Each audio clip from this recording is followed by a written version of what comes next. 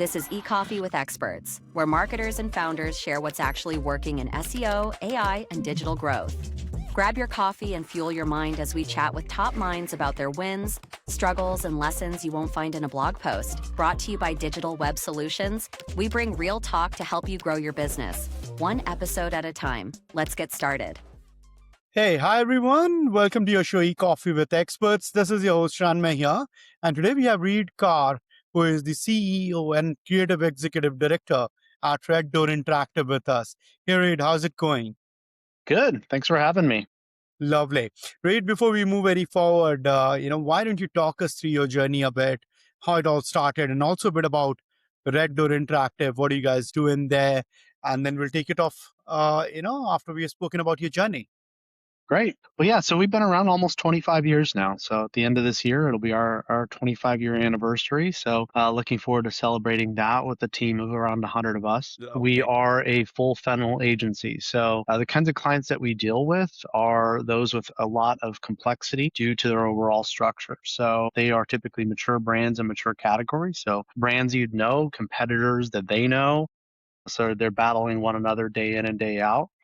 Internal organization structure. They may have many different brands, many different divisions, all with some amount of competing priorities, yet oftentimes pretty consistent targets and audiences. So we really help them manage internally, help determine the priorities, determine the targets, the measurements, things like that, and then build out overall programs that help them move the needle again against typically competitors that they know, which that's always a lot of fun because you know who you're fighting against and can measure that pretty easily. So again, for 25 years, we've been enjoying that and building out the different capabilities that we've needed over, when we first started, social media didn't exist, things like that. And here we are with AI and doing it all over again. Lovely.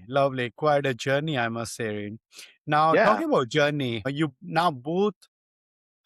hold both the positions, right? CEO and executive creative director responsibilities, which is, I would say an unusual combination, if I may, because one role is often associated with business discipline and the other is more about creativeness, right? So how do you personally connect those two lenses when making big decisions for the agency?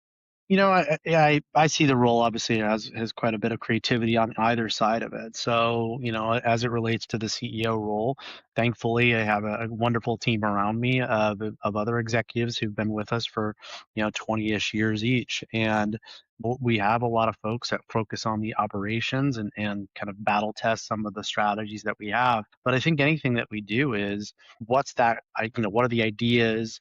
What's that creative lens that we can help give any of our clients as well as ourselves any kind of edge? Because I don't think it's about tactics. It certainly is about its execution once we all align on where we're headed, which again, we have wonderful project management and operations and all those functions that are there. But, having some form of creative vision and getting creative about how we want to go to market and how we want to compete against competitors, our clients' competitors, I think is kind of two sides of the same coin. Absolutely. And what is your take on AI, Reid? I mean, it's been 4 years now since ChatGPT hit us.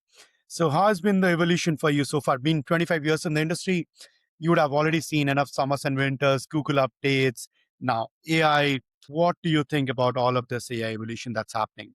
I think since the beginning of time, I think we've always thought about in terms of business as better, faster, cheaper. I think that AI has allowed us to do a lot of things faster, do a lot of things cheaper. And I think a real challenge has been figuring out how to use it to make things better. And so I think, within all of this, we've been through the cycles of beginning of the internet, beginning of social media, Yeah. and the evolution of how we reach consumers from the handful of ways it used to be from, print to TV, radio, things like that, to now, hundreds of different ways, thousands of different ways, and a lot of different technology kind of in the middle between all of it. So, I think the way AI for us, I think has, when I first came out and we were starting to play around with it, I was like, gosh, it was now be a good time to get off this train.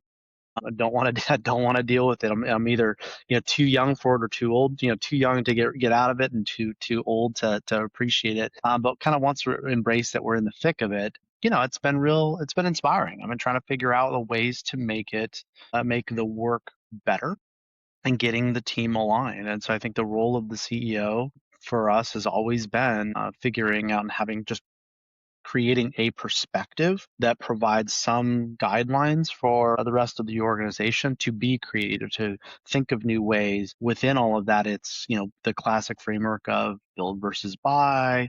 Does this actually make it better? Just because it can doesn't mean you should. And some of those different pieces that really kind of create some kind of tests as to whether or not it's something we should, certain things, aspects of it are things we should invest in. Of course, we're investing in AI, but again, it's building out that philosophy day in and day out.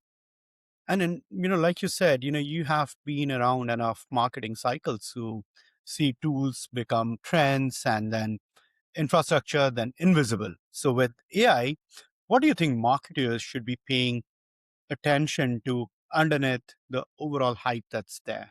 I think we work with predominantly the CEO and CMO layer of large corporations. And so kind of the guidance that we give there, which is maybe a little bit different than the people who are kind of hands on keyboards on a lot of things. But there, I think what we try to provide that guidance is, remember, the end of the day is brand is a force multiplier. So if people we're in an era of lack of trust on a lot of different reasons, but AI being one of them.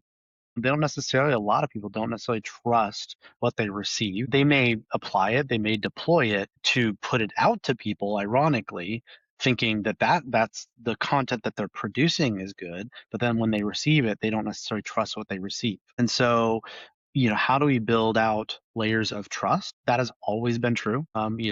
Brands and companies need to be trusted, whether it's by their employees, by their consumers, by their buyers, by the community. And then the other part of it, beyond brand, is understanding who you're for, audience. And I think what people tend to forget about AI is, I think a lot of people think about the questions that are asked in AI, but AI. One thing it's pretty interesting about it is it takes into consideration who is asking. And I think that's been, I think back in the recent history of Google, certainly we know that the results that you get are going to be the results that I get, probably more on simple dimensions of where you are, search history, things like that. But Right. now AI has so much more context. And so if you ask what kind of vacation should I take, and I ask what kind of vacation I should take, it's going to it knows about you and the kinds of interests you have and things Yes. like that. And we will get something completely different. So understanding your audiences and who you build for and all that, again, that has never not been important, but I think it's been amplified certainly by AI. Hey, we hope you're enjoying the coffee and the conversation so far. This show is powered by Digital Web Solutions, and if you've ever wondered how the biggest brands actually build authority, this is it. DWS has a massive network of over 250,000 publishers, real sites that help you rank on Google, and more importantly, stay visible in AI search. It's the heavy lifting most teams just can't do on their own. As a thank you for listening, they're offering an exclusive free strategy call just for our eCoffee listeners. It's a great way to map out your authority plan for 2026. Just click the link below to book yours and see how they can help scale your brand. All right, now let's get back to the show. And then you have always, focused on future-proofing consumer or customer relationships. So in a market where customers or clients have so many options, more information, less patience, what does relationship building look like, before there is a retention problem? Well, I mean, I think your best client relationships are built before you need them. So, I mean, I think it's, again, going back to being a persistent brand, having some consistency so people have trust, building that relationship that is built on the foundation of being helpful, being altruistic, being present, being intelligent, being courteous, all those dimensions that then in that moment in time, you are at the right place at the right time. So, I mean, I think that, if you already have for example, a business relationship, it's interesting. I was listening to something earlier today about an organization that, they have challenges certainly with the type of products that they provide, But what they found out is when they solve people's problems, so it's not that not having problems, but when they solve those problems and solve them well, are communicative and all that, their net promoter score goes through the roof with people who actually had problems. So it was about how do you solve them, not necessarily not having them. And I think that we are in a world where people kind of understand that that's the case. And now that's probably somewhat industry dependent. There are certain places you certainly don't want a whole lot of problems to happen, such as healthcare or something like that.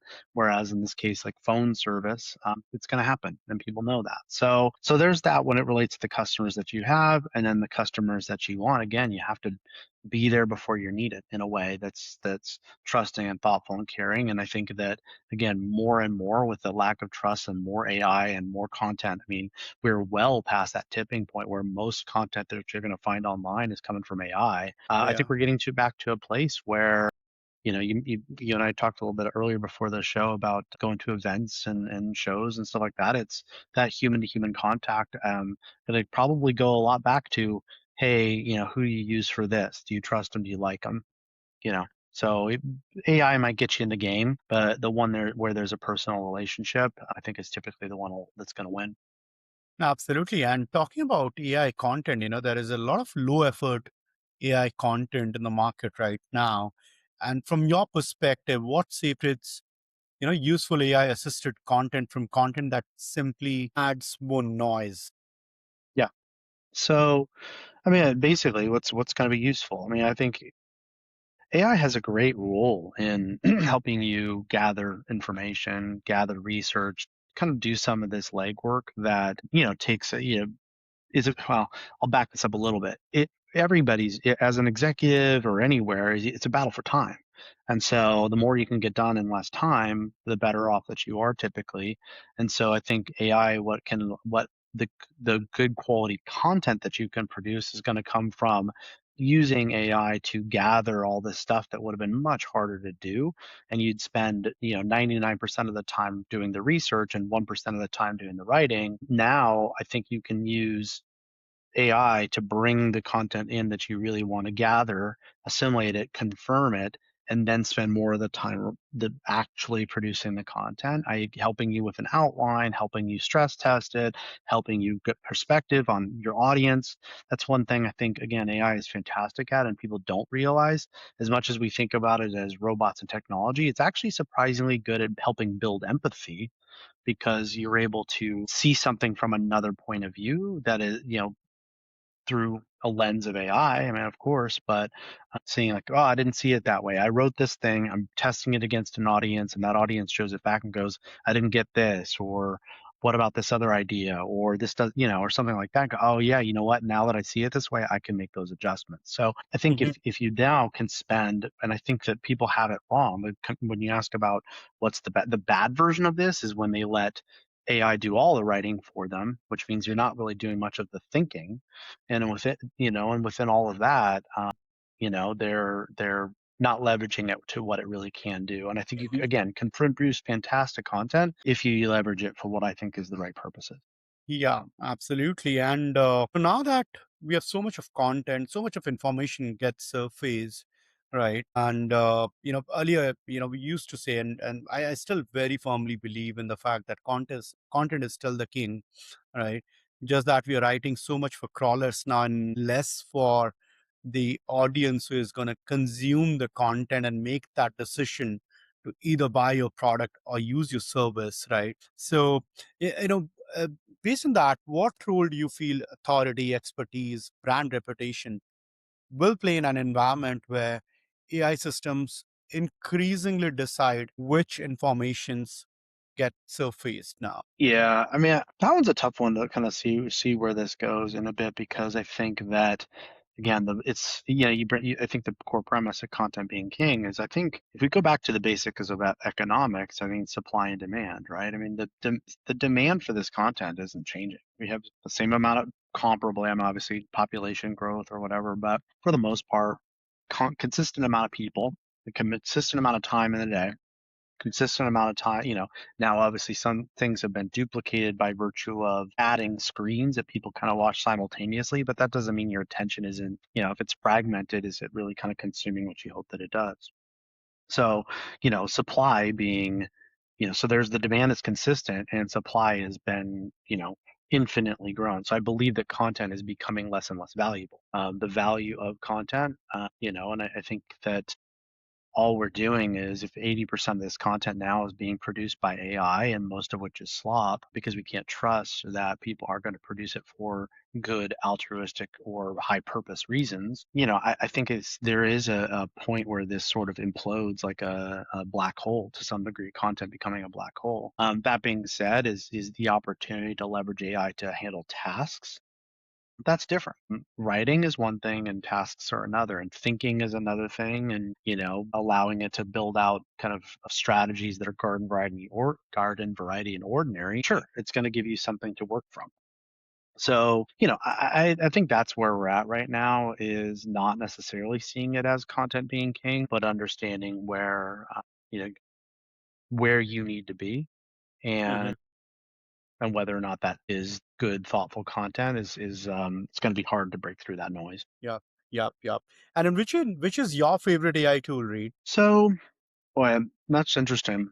I think we kind of go for different reasons. So we go back and forth and use these almost in equal parts, which is, Claude Co-work, and then and Microsoft Copilot, which has Claude and OpenAI and things like that. I think, the benefit in our ecosystem, Microsoft ecosystem, is obviously its overall network context. And so, and that is coming on hard, fast, strong, and it's fantastic in a lot of ways. However, from a usability standpoint, in a lot of ways, Claude and Claude Cowork are great. And so, and the way that it plugs into certain things. So, what's pretty interesting is taking, switching between those tools and maybe using, for example, Cowork to do some research and go gather things and sandbox ideas, because is always going to be a little bit leading, because I think in the Microsoft ecosystem, they can't erode trust of security and some of that. So they're Yes. not going to be out there as far. But once you kind of say, okay, this works really well, and now I want to apply internal context to it, then we can pull in and do other things over there, which is,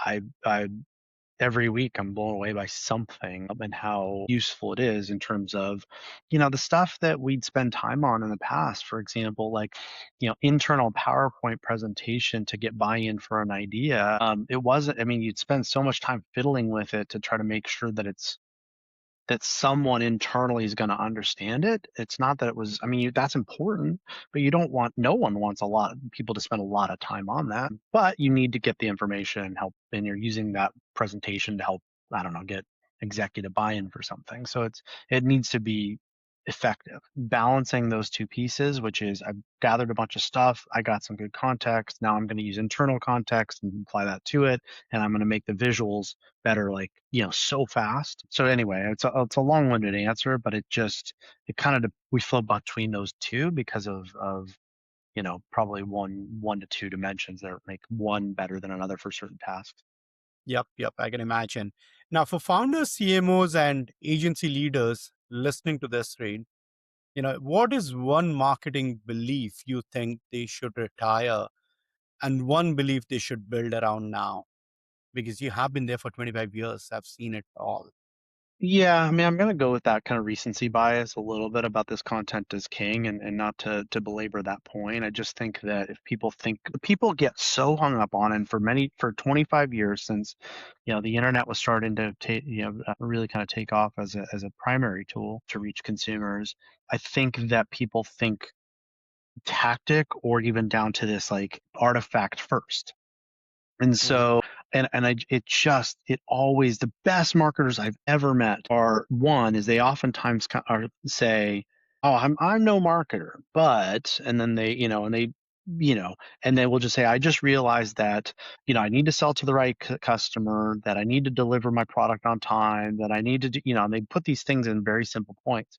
And the reality is that's marketing, is understanding your consumer, understanding what matters the most to them, and making sure you deliver on that. That product, price, place, promotion, creating alignment with your people underneath all of that.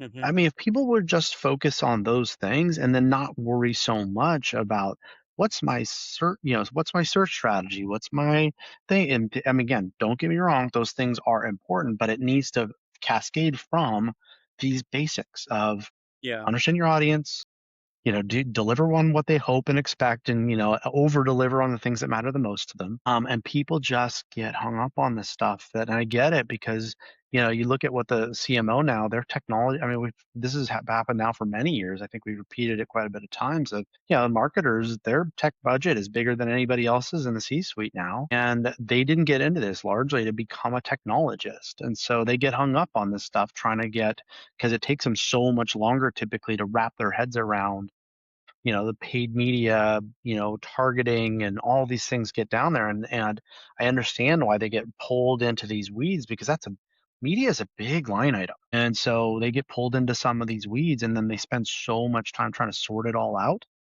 And it takes away from things like going to listen to the customer, going into a retail shop and talking to a customer and understanding that why they picked one thing over another. Absolutely. Absolutely right. Perfect. Yeah, this has been a great conversation, insightful one. I mean, obviously, I anticipated that. So perfect. Thank you so much for taking out time to do this with us, Reid. Really appreciate Absolutely. it. Yeah, you got it, Remy. Good to talk to you.